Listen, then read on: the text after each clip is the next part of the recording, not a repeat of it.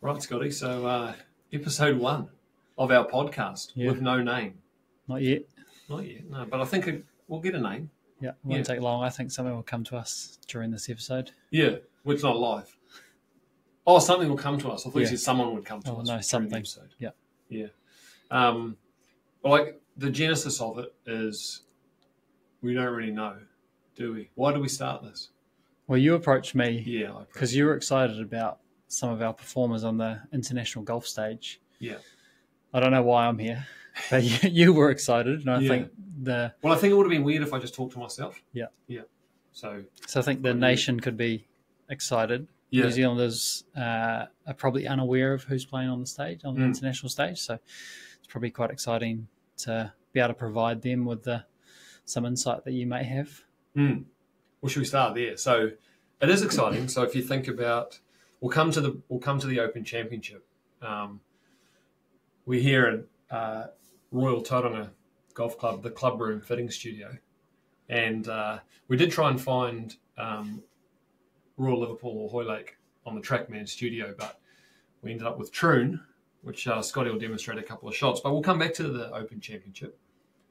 I think it's an exciting time for golf, which is hence the conversation I think that we started with. If you think last week at Pebble Beach, Amelia Garvey played the US Open, as did Lydia Ko, but we've come to expect that from Lids. But cool to see another Kiwi out there. While we're on the subject of girls, Fiona Xu playing US Junior girls this week and is attempting to go to LPGA Q School later in the year. So, like Garves is going really well on the Epsom Tour as a feeder to the LPGA. So hopefully on 2024 we've got maybe Fiona, Amelia and Lydia, and then Momoka Kabori. She's killing it. She's doing well. Yeah. And her little brother Kazuma, he's playing the Elite International Amateur Series in the US with Sam Jones, Jaden Ford, and Josh Bai from our national squad. Yeah. Tell us about that course. Yeah. So they're From at a the monster. moment, yeah. They're playing at the Southern. And Kazuma said it is 7,600 yards, so 7,000 meters. And I said, but is it playing that long? And he said, yeah, it's really long. It's soft. So I was trying to work out, I know that's long, but I was trying to work out what that meant for me in my golf. So here at Tauranga, we're about 5,600 meters. Yeah. And I was trying to think about some of the difficult courses I've played and thought of Kinloch, played off the tips at Kinloch, and that was 6,700 meters. Yeah. So what we worked out is you'd probably be hitting 2 extra clubs into each of the non-par 3s. So the par 3s are quite long there. So in each of the par 4s and par 5s, you'd be hitting 2 extra clubs into Kinloch. And that's already... and that's if you're playing off the black tees. Off the black tees. Which, if anyone's been brave enough to do that, yeah, it's a beast. And he's saying it's soft, so it's playing long as well. Yeah. He did shoot. They had an 8-hour weather delay this morning, round 1. So that was interesting. He did shoot 3 under par 69, I think. I'll just double check that now. It's impressive. I think off the blacks, Kinloch is a scratch rating of 78. Yes. So let's assume it's similar. So he's essentially shot 9 under what they would expect a scratch golfer to play that round in. Which pretty is impressive. Yeah. We've also got Jaden Ford, who hasn't teed off yet. Yeah.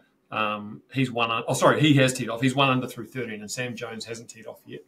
And then Josh Bai has been with those men, but he's also young enough to play in the US Junior.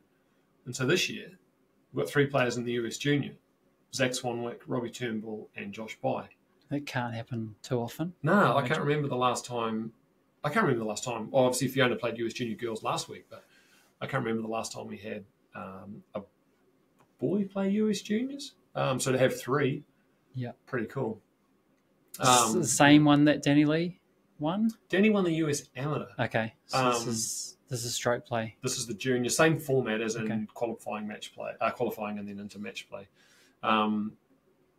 So Kazuma, Sam, Josh, and Jaden go from here to the Pac Coast Amateur, and then they play the Western Amateur, which is probably the second biggest amateur event in the States, and Danny won that as a 16-year-old. And then 2 weeks after that is the US Amateur, which Kazuma qualified for, and Danny also won that. So he went back to back, and that's when he was world number one. So yeah, a lot going on. And then obviously this week, Foxy and Dan Hillier playing the Open. Just before we get to that, so Danny was ranked number one amateur in the world. Yeah.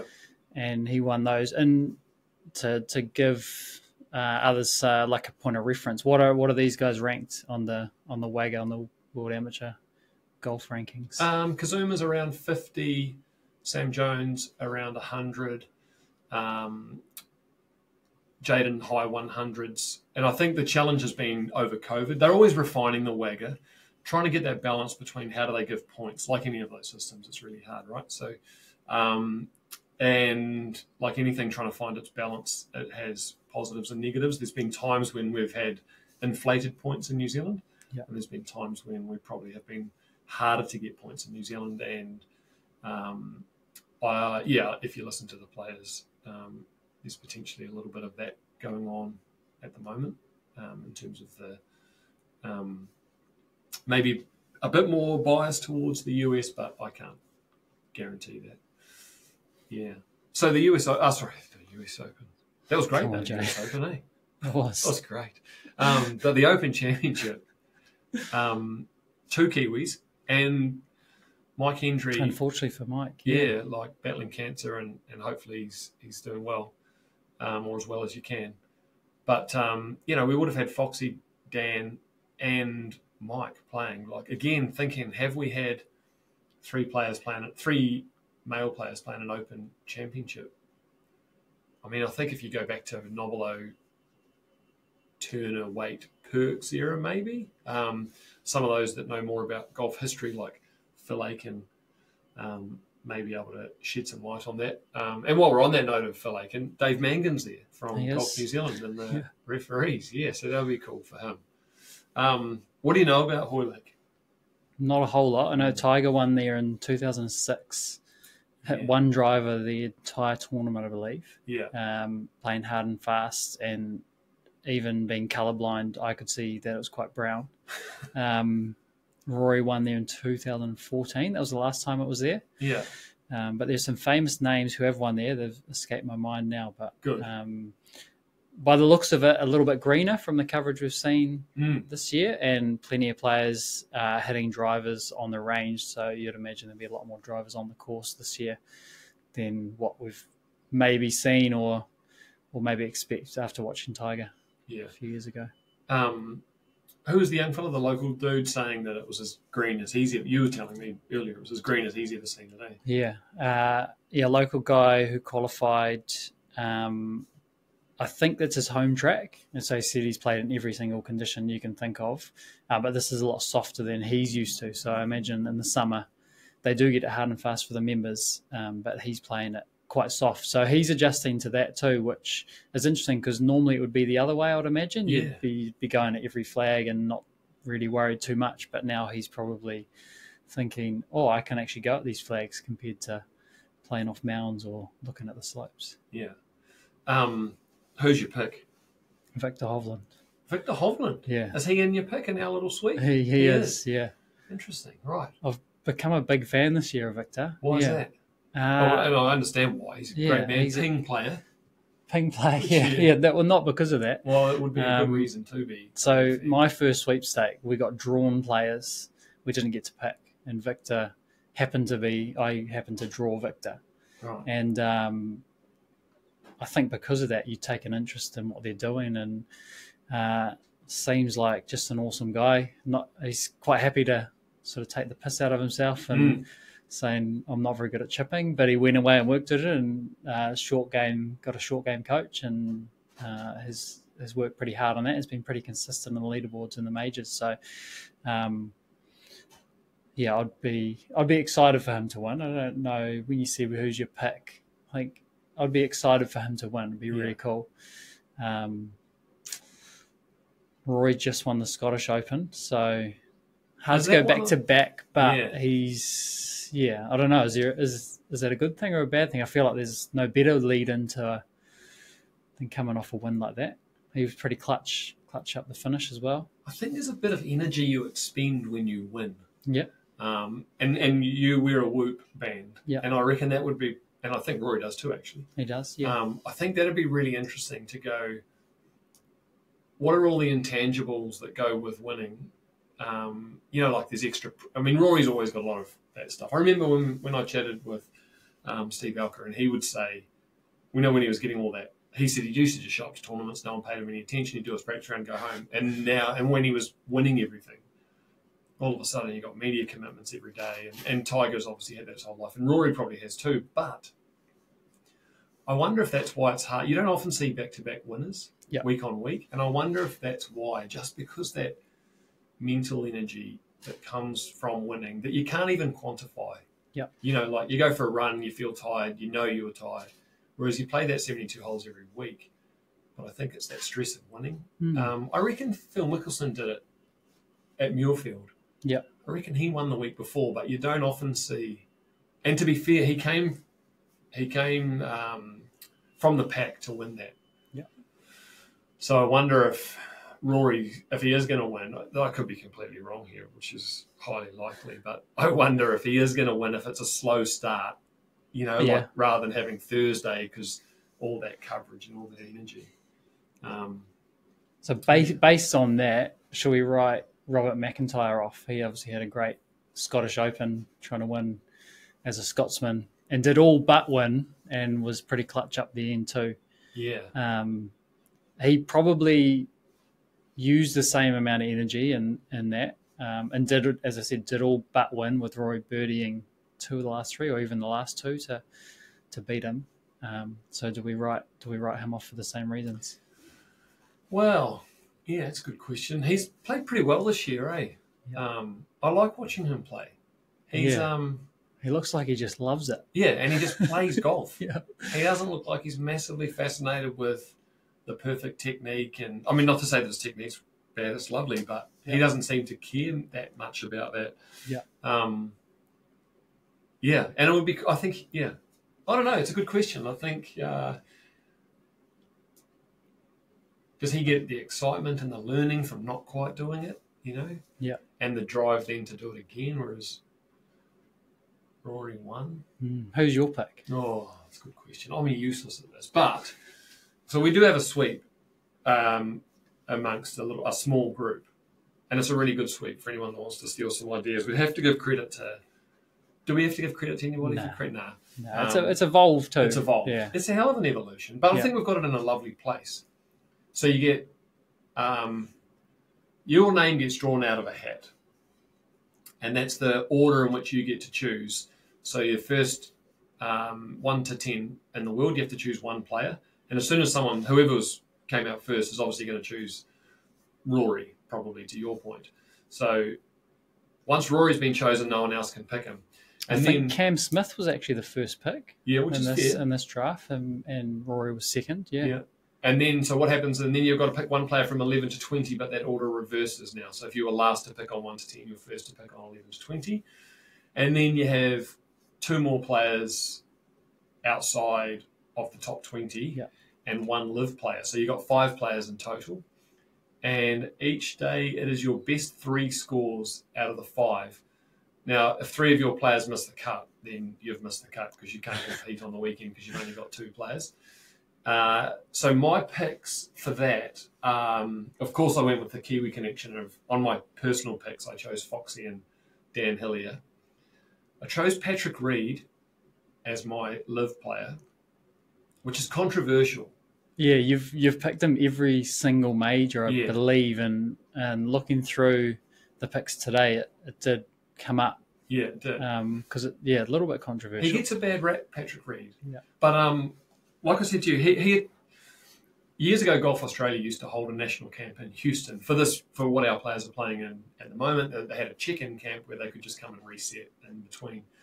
And Golf Australia,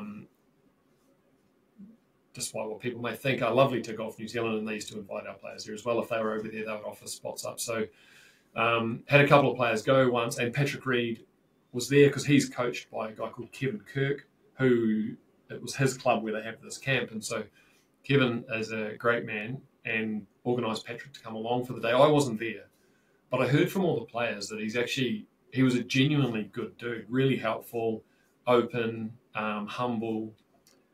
And so you hear what he's like, on the media, but so there's that side of it. But equally, I reckon he has got a bit of mongrel and a bit of tough, and he likes the fight. And the thing about the Ryder Cup, with Rory and, so I'm not saying he's my favourite player by any stretch, but also, you do have to pick a live player, so you are restricted to probably only 5 or 6 you'd really put in contention to win a major. Yeah. So you're pretty limited on your picks. Yeah. 5 are good 5 or 6. Good 5 or 6, yeah. And I think it also just annoys one of our colleagues a bit when I pick him, and so I do have that slight motivation. And then I've got Tyrrell Hatton in my 11 to 20. Big fan of Tyrrell. Big fan of Tyrrell, which I don't think he's massively, he's a good man, I think. And again, don't know the guy. And then in my 1 to 10, I always forget this one. Oh, John Rahm. You got Rahm. Which I like, but he has been quiet lately. Yeah. Who are your 5? Well, first of all, I think Rahm, maybe mentally he's moved into that space a little bit like a Matanonu did for the All Blacks, where he only has to turn up for the big games. So he cemented his place in those majors, where he now just turns up for the majors and goes, you know what, I'm good enough to win these without the prep or without winning in the regular season events. I feel like Rahm has made that mental shift to just step up, be prepared for those, because he has been quiet the last few months, but would not be surprised at all if he was in contention coming up the last on Sunday. Yeah. And one more before we move, you've picked Patrick Reed each of the majors so far, the 3 majors, but your major list this year. Yeah, so I won 2 majors last year. We'll get that out there. So I'm actually I hold the most majors in the office. Yeah, tied now, albeit. Yeah. So last year I won the Masters and the US Open. I think did I win? I can't remember. Your majors, you should know. Have you won any yet? No, so I wasn't here last year though. But I did do some research today. Yeah. Okay. And I did find that based on the TAB odds. I've got the best picked team. Have you? Yeah, and have been either second or third best picked team in each of the other majors and finished dead last each time. So it shows how much the TAB know. But I'm miles ahead this major, so I'm feeling good about it. I've got Victor Hovland. Victor Hovland, that's a good pick. Yeah, I got Brooks Koepka for the 11 to 20. Doesn't count as a live player, but again, hard to not pick him for a major. And it shuts him out if you pick him in the 11 to 20. That was the other thing as well. So I was the last pick for the first team, which I was first pick for the 11 to 20. I couldn't afford to leave him on the board, and that comes into it a bit. And then I've gone with Tommy Fleetwood, Minwoo Lee. I think Minwoo is pretty sneaky. Good shout, actually. And my live player is Dustin Johnson. I've picked Bryson most of the year. I'm not sure if he's there for the links golf. I'm not sure if he's quite ready for stepping up to the links golf. A couple of other who made the short list. I'll do a little bit of research into this. Corey Connors made the short list. Ricky Fowler's playing well, but doesn't have a great record in the Open. But that's my team. So hold on, who's your team? Minwoo Lee. Yeah. You've just named about 8 players. No, I told you made the short list. Dustin Johnson, Minwoo, Tommy Fleetwood. Oh, that's a good pick. Yeah. Brooks Koepka, Victor Hovland. Yeah, that is strong. That is strong. You came into a bit of controversy last major because you picked 2 players in the top 10. Tried to cheat, which is okay. No, I didn't try to cheat. You just did cheat. It was inadvertent. Yeah. But you got a penalty, didn't you? Didn't you have some I got sort of disqualified. Disqualified. It was a severe penalty. Yeah, and fair enough too. No, you got to play the 4, didn't you? Yeah. So that's not disqualified. Yeah, or my player got disqualified. Yeah. Yeah, for the second pick. Actually, one player on the office this week. Yeah. So the picks went out a little early, and he picked Wyndham Clark from his 11 to 20. Yeah, which is Wyndham's great, terrible pick. Yeah. He's playing in the wind. He can't even spell wind. So not a good start. No. But Wyndham Clark's moved into the top 10 now. So I feel like he should be disqualified. Nah, that's different because you knowingly at the time picked a player who didn't fit. Yeah. Yeah. But on Bryson, because you haven't picked Bryson, Mm. and he's a different cat by all accounts. And you and I watched. So one of the great things about the Open is live at the range and all these events now. And shout out to George Harbour Jr. Who Yeah, another Kiwi over there. Yeah, so he's doing great stuff. He gets more airtime than any of the players. But not that he had anything to do with Bryson, but Bryson was chatting about, I don't know if anyone saw this, but I just grabbed if you're listening to this, I just grabbed a ping driver head off the fitting shelf, and he was saying that the modern driver's not forgiving enough. No, not strong enough to handle his ball speed. There's not enough roll and in the face. Yeah, not enough roll in the face. There's not enough curve on the face. Across here, eh? Yeah, for a 190 mile an hour or more ball speed. So as he put it, he experimented for a few years at trying to increase his ball speed and got it over 200. I think he even had some sessions with Kyle Berkshire where he maybe got up to 218-ish, maybe 220 ball speed, which is incredible. Yeah. It's that is up there with the long drivers on the planet. Yeah. But he said he's had to dial it back because the companies haven't produced a driver that can handle 190 mile an hour ball speed yet. So I'm interested to do some more research. What do you know about club fitting? Is this just little to do with the bulge and roll? So but are the heads that the long drivers are using? I know they're different lofts, but are they different? Because these guys are cranking it. To your point, like what's Berkshire's record? I just text George Wardell, who's one of New Zealand's best long drivers, if not New Zealand's best long driver, just to find out what his top ball speed is. So. Yeah, George is actually another one on the international stage. Just won an international long drive that was put on by TrackMan, a virtual long drive competition. So, well, here we go. So, George has just replied. 263 is the world record. Miles an hour ball speed. Sure? Are you making that up? I'm going to message George because he's answered. So no, club speed. I'm thinking 163 club speed. Yeah, that makes more 230. Have they reached the 240s? 234? I reckon it's just over 240. Just over 240? George's 217.1. Is his record. Is his record. Yeah. It's his fastest ball speed. And I've messaged him to say, what's the world record? Because I reckon he'll know that. Yeah, he's replying now.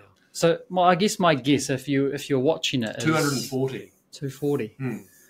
Is the bulge and roll helps you with miss hits. So if you hit it on the toe, the gear effect tilts the spin axis the opposite way of where the driver goes. So the driver does this way, it tilts the axis and makes it come back to the center of the club. Yeah. So it's a wonderful thing. Yeah. And actually listening to James Lights today, he experimented with the old wooden clubs years ago, and he's like, why have they got roll on it? He went and shaved the face and made it flat, and he just said he had it all over the planet. And that was at the time, the $300 driver, which was expensive, was a pretty expensive lesson to learn why they have the roll. So my assumption here is if you hit it 300 yards, which is quite long, the time it takes to go 300 yards, it kind of gets around center. Is it because the ball speed's so high, it's in the air for so much longer that it goes past center? Is that a possible reason? Does it need more roll? So it starts further right and needs more time. Maybe it's also to do with the impact, the force of impact, putting more twist. More twist. Because the club head speed's going. Yeah.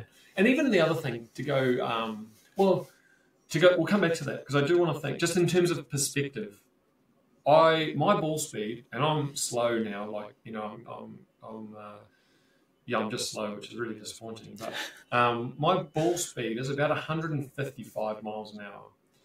Now, 165 is you're starting to get, or at least 5 years ago, 165 was starting to get pretty quick. And that would be now just a bare minimum, I think, for being on tour, 165. What do you crack at? About 165 at the moment. Yeah. A lot. Yeah. Okay. Dropped off a little. Let's do something.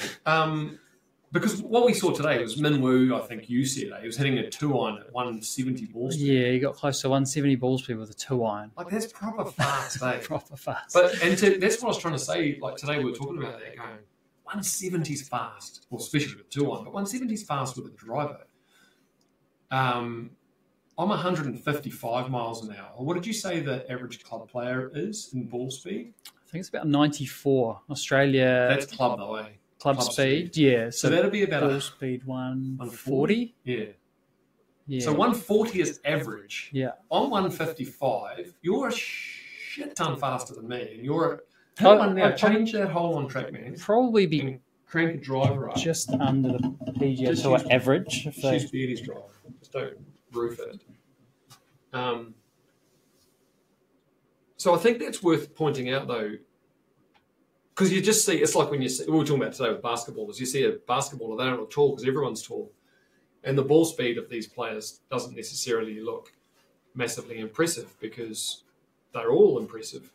But some of those ball speeds, because I've got that live at the range thing, right, where they have the speeds. Where are you aiming there, mate? Oh, there's the flag there. So this is a troon.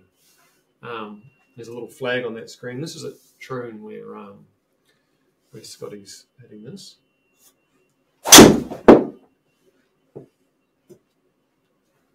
Oh, he's pumped his Sun FPS too. That's outstanding.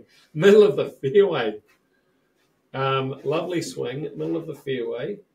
And we're just waiting for the data to pop up now. 160 ball speed. And so, for anyone that's carried 253 metres, total 271 metres. So put that in perspective if you're a golfer, who plays at home. If you hit it, most people think they carry at 250 to be fair, but that's quite long. Like, that's a 300-yard drive, and your ball speed is 160 miles an hour. So that's what I'm saying. Like, 170 with a 2-iron is fast, man. Yeah. And it's gone a long way. Yeah. Interestingly, does ball speed directly translate to distance? So if he has the same ball speed with his 2-iron, will that go the same distance as a driver? Good question. It would not guaranteed, but I think at the level that those guys are playing, they've probably optimised most of their stuff. Yeah. Because you can get, someone who's steep down attack angle, shuts the loft off with an iron. They might hit their irons quite long, but their driver might be a bit spinny, and the spin loft might not be perfect. But I think that's the interesting thing that people don't appreciate. What did the TrackMan guy say the average male driver distance in Australia was? Yeah, 187 metres. Yeah, which I think if you asked everyone and we got them to ask and we worked out the average, that'd be in the lower percentile of what they came up with, which is quite interesting. Yeah. And technology's definitely helped with that, and I think that's where there's a bit of discussion, like Bryson was talking about on that same interview where he said Adam Scott suggested smaller headed drivers. Yeah. And there's a lot of talk around the ball. And what Bryson's wanting to do is make it even easier by putting more bulge and roll on the face, which there's a bit in me that, I love the strength and the power and stuff of the game. There's a bit of me that misses the old days, and I know that makes me sound old, but the Ballada ball where it spun like crazy and it went nowhere, and if you mishit it, it flew all over the planet. And the wooden-headed drivers is what it is. But, there's a bit of me that I like that art of... I like the athleticism of what the guys are doing now. But I'm probably at the moment, and am willing to change my mind. I'm probably in the moment as I would like a bit of a rollback somehow. Yeah. I'm not sure how, but we're even just. I do think it's in the ball. I do think if the ball was less forgiving than it is now, I think that would be a benefit. To Bryson's credit, though, he did say, can someone just make a driver that has more bulge and roll? But he said for the rollback, a smaller head's perfect. So he did agree with if they were going to roll it back. So he wants, with the current regulations and the size of the head, he wants it to be designed slightly differently. Yeah. And did give credit to the manufacturers that the amount of technology that goes into them. It's not as simple as just putting more curve on it. Yeah. I didn't start playing golf until after the Bellada balls and that, so I haven't experienced that. But I do think there's still a benefit to being fit and strong and athletic. So even if they did roll it back, the advantage might not be as great, but they're incredible athletes. They're going to find a way to still be ahead of the rest of the field anyway. Yeah, and look, Tiger would have started off, certainly it is, when he won the US Amateurs, would have been Bellada ball still, I would assume. Maybe there's another ball that came out before the Pro V1 called the Professional, but certainly nothing like the Pro V1. And so, and he was the best. And then you only got to look at historically Jack Nicklaus, Johnny Miller, like they were long hitters. Like length has always been an asset. So I don't know that it would affect it massively. But just the bomb and gouge type play is disappointing, I think. Yeah. I think I'm a fan of watching people shape the ball. I don't know if the rollback would create more of that, potentially not. But that's always interested me. Like I really enjoy watching the Open because I feel like they kind of hit different shots rather than you kind of watch the US Open or the PGA and it's about launching it high, fairly straight. They don't try to hit too many different shots. Whereas you see when it's windy here, you see them on the range and they're hitting all different curves and things. I really enjoy watching that and seeing how they adapt to what's in front of them rather than sort of just tee it up and what's if there's one cool thing again about that coverage is that big screen at the Open, and you see the players after they hit the shot turn around and have a look up at the screen to see what their data was and how far the ball went, and I wonder if there's any sort of ego attached to that, because who was the big joker that jumped on the other day and you were saying he had 200 mile an hour ball speed? Yeah, I don't know if he reached that on the range, but that was the rumour. 6'8", I think, a South African guy. But interestingly, today on the range, at the end of the range session, they brought up the 5 longest drives, and Foxy was up top with 335 yards. Yeah, I think McIlroy was 334. Yeah. So if there is any ego, I think Foxy's got it. Yeah, so that's quite cool to see. Yeah. Have you seen Foxy hit a full unleashed driver? Yeah. I played a tournament with him. Well, played a tournament the same tournament he was in, and I had a late tee time and I saw him tee off the first hole at Wainui. Now, no one really hit driver because I think there may be fairway bunkers on the right. Wainui in Auckland, because there is Wainui in Auckland, although it's Wainui and Martin, but yeah, Wainui in Auckland. I think there's fairway bunkers maybe on the right from memory. So for me, kind of right where I want to hit driver, so I think I might have hit 3-wood or even like a long iron. It wasn't a long hole, but he just bombed driver straight over. And what I love about him, he doesn't muck around too. He tees it up, he goes back, has a quick look, steps up, whack, is all over in 10 seconds. Yeah. He gets it done. But it's impressive to watch. Yeah, he is impressive, and he's impressive across the board. I think people just think he does bomb it, and certainly he does bomb it, but I don't think that's all he's got. I've got a theory, which I say all the time, but I'm going to say it again. Because people go, people always want to know, why is Lydia so good, or why is Foxy so good, or whatever it is. And I think people assume that Foxy's good because he's long, but he's got a wicked short game. He's a great putter. He's a great iron. You can't be, top 50 in the world win on those major tours without being all of that.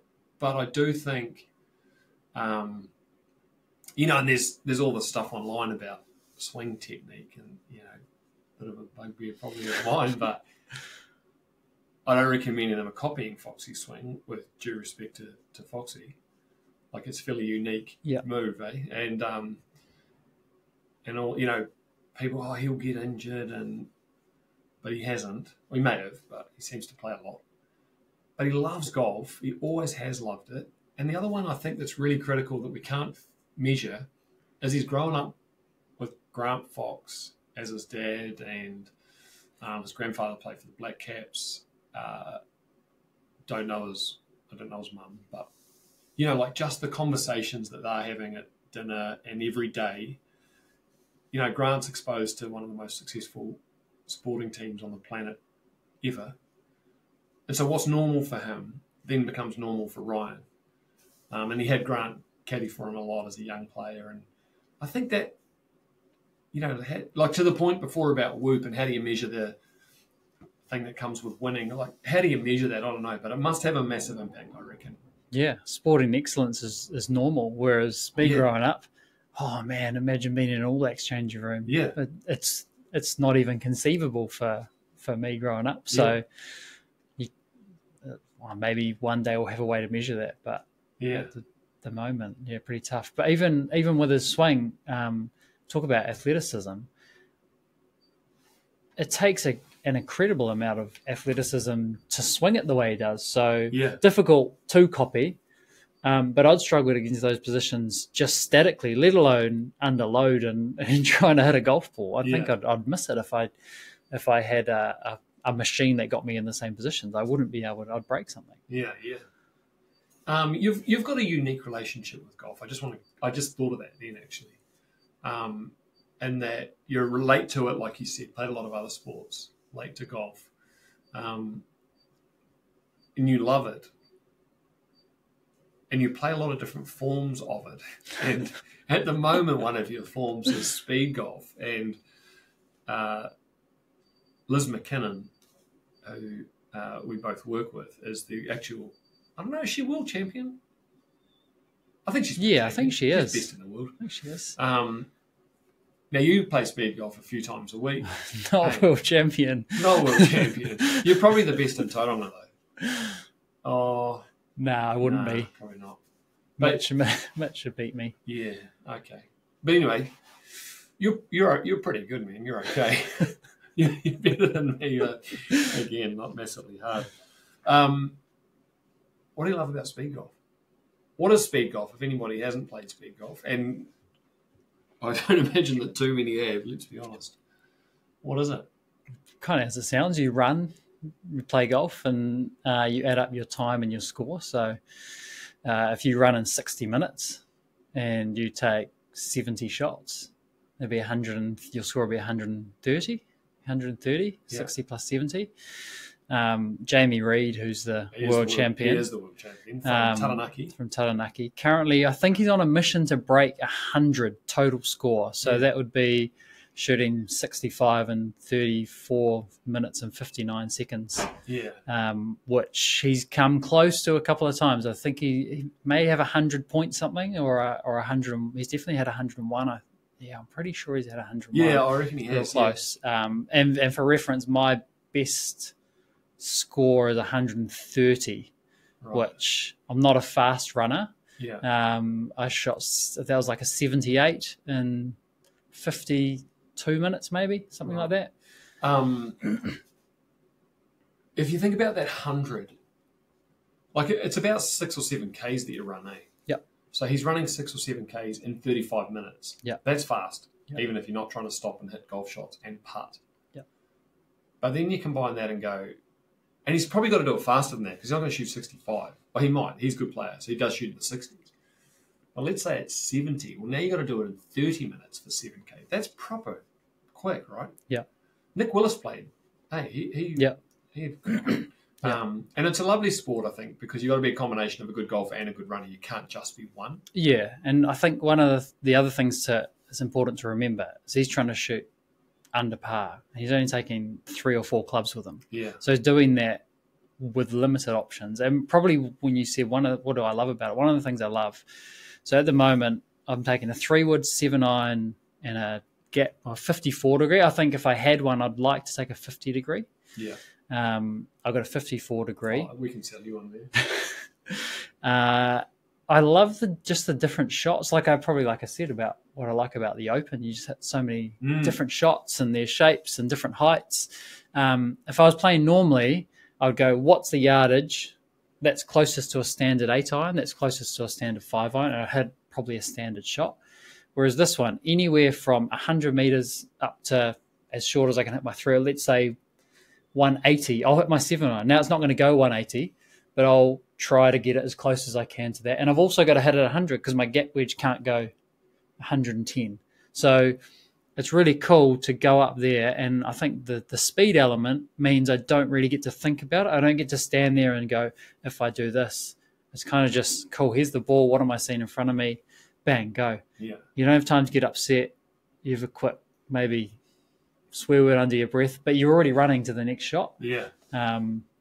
So it's really cool just to experiment with some different shots and taking away the thinking element. And interestingly, played this morning and had 6 over. And I think the last time I played a round of 18 holes, I had 6 over. As in walking?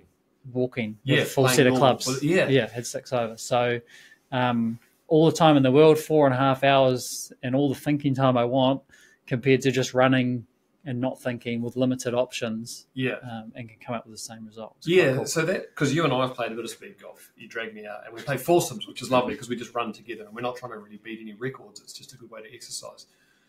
But we were same sort of thing, right? 77, 78, and then I went out and shot 84 by myself with a full set of clubs, going, this is ridiculous. There's got to be learning there, right? Like if you can shoot 77, to your point, 77 with 4 clubs running. And it's only a case study of one, but I don't think it's far off the mark either. Even a couple of years ago, I think, often in the summer, I'll use half a set. And I remember you saying, why don't we, if you take a club out of your bag, you get a shot. And I remember saying to you, I don't play any worse with half a set than I do with a full set. So what are the clues there? Like, what's it telling us about golf? Maybe I think the thing with 3 clubs, you and I couldn't. Jamie obviously can. We may struggle to shoot 66. With a full set of clubs, still going to struggle to shoot 66, but may have more chance. So maybe your low could be better. But your average doesn't seem massively different, eh? No. Well, it's interesting because I have this conflicting argument in my head all the time. I think next time I'll play walking golf, normal golf, I'll just take 3 clubs because if I have a bit more time, I'll be able to play better. And I keep thinking that that's going to happen, but then I don't think it will as well because I can do the same with a full set of clubs. So I had a shot this morning and thought, if I maybe had a bit of a thought about my different options, I might have chosen a different one. And then so one of the issues I had this morning, I 3-putted a few times. There's a bit of sand on the green at the moment. Yeah. So if the ball rolls end over end and it goes past the hole and you're hitting it back against the sand, it kind of just bounces off. If it's 5 degrees, it's not much, but it's enough to miss the hole. And I 3-putted a couple of times where I think, that'd be nice if I had the time to clean the ball. Yeah. But I have this conflicting thing where I always think that more time is going to help. Yeah. But then all the evidence from my speed golf suggests it won't. Yeah. Well, I reckon, what about this for a test? Play speed golf with a full set of clubs, but in a golf cart. So then you're taking out the fatigue element of it. You still, when you get to the ball, still do that stuff quick as. But then, and you've got because you can't run with you could run with a full set of clubs, but it wouldn't be speed golf. Wouldn't last. No. So then if you did it with a cart, then you're almost isolating the speed. And then the other one would be next time you play golf on Saturday, literally take out 3 clubs. I wonder what that would do. Because I used to, Liz has always been on our case about, training speed golf. And the fatigue side is but actually I quite like it now. But anyway, I did say to her, I reckon if you did it in golf carts, it'd be good. Because it does make you pretty clear with your decision making. And a bit more aware of what you're doing, eh? It does. The other thing I would say, and I don't have data to back this up, I feel like I hit the ball cleaner on average. I hit the ball out of the middle of the face or close to the middle when I play speed golf. Yeah. But if I saw the swings on video, and I've mentioned to you, it'd be really cool if someone could go ahead of me, put a TrackMan down and see what came out the other end. Because if I saw it on video, it feels like there's some ugly swings going on, but I seem to hit the ball clean. Whereas I play normal golf, stand there, try and get in a nice posture and do this, and I thin it and I hit it out of the heel and all sorts comes out. And I don't have the data to back it up. It might be an emotional connection to some of the shots I've hit, but I feel like I do hit it cleaner on average. Still obviously hit bad shots, but I feel like I hit it close to the middle when I'm just running up, nothing to think about. What do I see in front of me? Cool. Whack. And just hit it. Yeah. Well, you've got some work to do to report back for us on so that we can all learn. Yeah. And our office looks out over the first tee at Royal Tauranga, and you do see people standing over the ball for a long time, and you can almost see the thoughts coming out of their ears, and like, oh, this is not going to go well, and never, it doesn't usually. So, I think we know that, like no one's gone, oh wow, you've just bloody eureka moment there, thanks Jade. Like everyone knows that, but it's still hard to do. Yeah, it's still hard to take less time. European Tour did a study, where all the better players were faster. Okay, interesting. I know there's been guys who go out who make the cut when they go out with a marker and they're playing by themselves. Was it Wesley Bryan? Yeah. No, the other his brother. Hour 45 maybe. Yeah. Shot 5 under on the PGA Tour, and obviously tournament conditions. Yeah. One thing I think that frustrates me, like if we go to coaching, is coaching juniors, and the junior will hit it up there and they'll have a foot, 2 feet left, and you can hear the parents say, take your time. And in my head I'm screaming, no, just go through it, just hit it. It just creates more doubt. Like what's the time? How is that going to confirm anything that you've already thought about? I think it just brings in more doubt. So that's one thing with the speed golf is the time only brings more doubt. Like the longer I stand over it, the more I start thinking of different options, and I'm more clouded. Whereas maybe that's why I feel like I hit it cleaner. I just stand up and pick the shot. Yeah. The other thing as well is with the putting, I'm always there moving the leaves and tapping down sprig marks. You can't do that in speed golf. No. And I don't think I've ever missed a putt where it's hit a leaf and gone that way, or hit a spike mark and gone that way. Yeah. You see a leaf there and you go, oh, that's probably going to make it take it offline, and you hit it and it just rolls straight over the leaf and still goes in, or still goes where it was going. Yeah. So that's the other thing. It's nice if you're waiting, you can move things when you're playing golf, but it's one thing that I've probably been more aware of is, and it's probably not going to do as much as I think it's going to do. Do you get frustrated? We've got a mate that we play with, Mark Leach, and he's not a fan of slow play. He'll just go, he'll be half a hole. He'll sort of play through the group and playing with us. Do you get frustrated? And I know Liz is a bit the same now with normal golf, but she just gets frustrated with how long it takes and how slow everybody is. Do you have that? No, but I haven't played with randoms, I don't think. I've always played with mates. Yeah, right. When I just enjoy the company. But no, I think it's pretty clear. Like my expectations if I play normal golf is it's going to be 4.5 hours, and I'm going to have to wait on every shot. And if I don't, I'm like, oh, it's nice. Rather than going up and going, oh man, I have to wait. I think my expectation is it's going to, especially around Tauranga, like as you know, the first 5 holes, just the way they're designed and the way they play. Yeah, you have to wait on every single shot on each of those holes. So, but as you say, if you're with your mates, who cares? How you having a good time? Yeah. When are you playing next? Not sure. Or speed golf? I don't know either. I don't think they spray the greens on Fridays here, so I can't usually play speed golf on Fridays. So that rules tomorrow out. Yeah. So maybe Tuesday. Yeah. Maybe Tuesday for speed golf.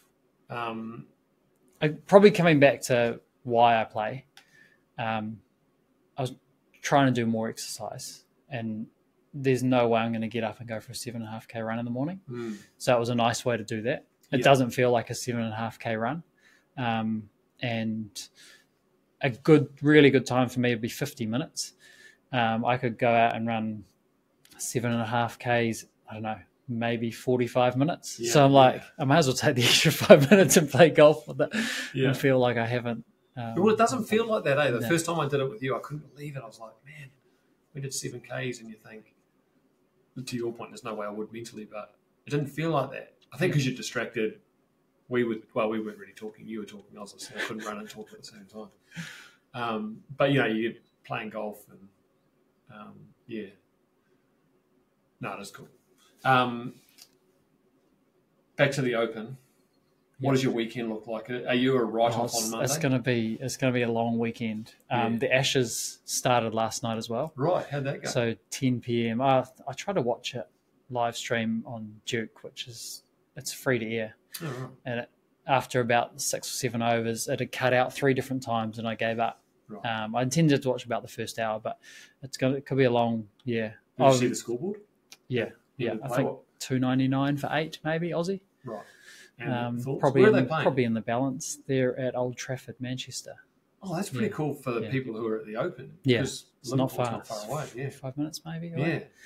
Yeah, very cool. So it's going to be a long few days for me. Yeah. The Masters is one I try to watch every hour of every round, and then this is the other one. But obviously that's hard. It's 11. Yeah, it's 11-hour coverage. So. Definitely over the weekend, I'll be a write-off during the day. But I'm pretty excited about it. I just want to mention something. I'm not sure if we can bring it up on the sim here. You were talking about the bunkers. And although they're small... Ryan Fox is part of the first hole. Oh, good. Yeah. Good start. And he's in tied second. So I want you to talk about... Now, have you caddied just the one or more than one Open Championship? Just the one Open Championship. Blessed to be go with Mark Brown. Yeah, so you went to Muirfield. Yeah. Now they were talking about a bunker today, and the commentator mentioned how small it was, and I think he went on to say that the catchment area was a lot bigger. But you were saying that, so I'll try and find one on here. But you want to talk about that because they look quite small on the map, and you're like, oh, that's fine. I've got 20 meters from if it's a fairway bunker, 20 meters between them, but it's not really 20 meters, is it? Nah. So the ground, amazing because a lot of these things, I know that Hoy Lake have had a redesign, certainly on that 17th hole. But a lot of these courses are hundreds of years old, but they funnel in from like 20 meters away. You think you're nowhere near the bunker, and hopefully we see that on some of the coverage, but you think you're nowhere near the bunker, but then sure enough your ball will land and funnel in. Just want to see if it's going to do a flyer. I've picked a par 3 here because we may be able to hit a shot, but similar sort of thing with the mounds and it rolling into the bunker, it might be better on it. What hole is this? This is the short par 3. Short par 3. Bit tough to see. Pretty amazing, the technology nowadays with simulators and... Well, even if you just missed that right, it'd be interesting to see what happens. Oh, where's the direction of the tee now? So there's a bunker short. Go left, I reckon. Hit a little pull. Yeah.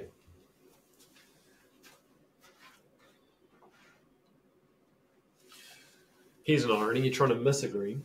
You'll probably hit it. Lovely swing. 160 mile an hour ball speed with...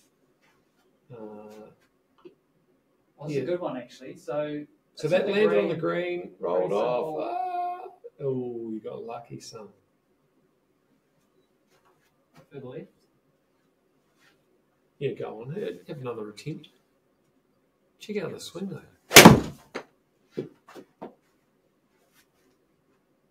I think, have you hit that further left or have you hit that even better? Same place. But even that's interesting. Like, you'd be pretty happy to hit that 15 feet. Yeah. And you're going to end up off the green. 30 metres away. Yeah. If it kept rolling. Hit one more. Just miss it left this time.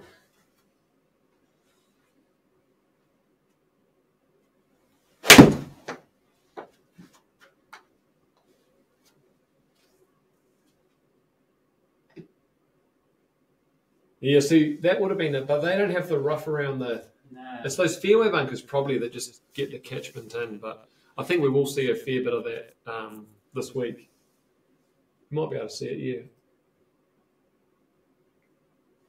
From that aerial shot.